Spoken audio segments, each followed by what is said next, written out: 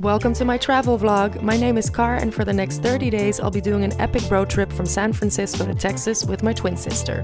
We'll be crossing through 6 states and driving around 2,600 miles. Stay tuned for some of the crazy adventures and situations we get ourselves into. In this episode, I'm visiting the notorious Tenderloin area in San Fran. Hi everyone. All right, so I'm currently not in San Francisco anymore, but I just wanted to jump in and talk about the Tenderloin a little bit and my experiences there. All right, so first a little bit of a story time. So before leaving for San Francisco, obviously we had to book a hotel. We booked the hotel, and then a friend of Cara's who lives in San Francisco contacted her and said, "Oh my God, when are you guys arriving? Where did you book your hotel?" So we sent the hotel name and address to her, and she says, her answer was, "Have you heard of the Tenderloin?" We had never heard about it, and we're just oblivious of the existence of the Tenderloin. And so she said, Google it. So we Googled it and then obviously found out what it was, quickly changed our booking and rebooked in Fisherman's Wharf. And so yeah, that's how we got to know about the Tenderloin. And then obviously my interest was spiked. What's written online is really quite shocking. So I just wanted to see it for myself. It's one of the most shocking places I've ever seen, to be honest.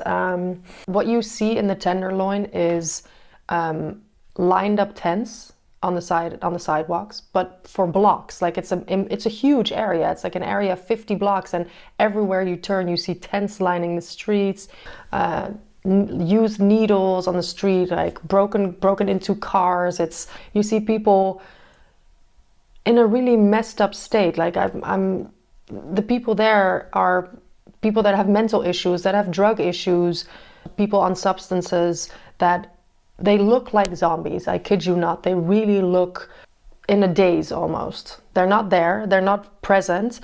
It's like they're standing on their 2 feet, but they're hunched over completely, just sort of, hanging there. There's really no life in them. It's a really, I remember I was shocked when I saw the area first. I was really, really shocked. I remember talking to a cab driver when we were driving around in the Tenderloin.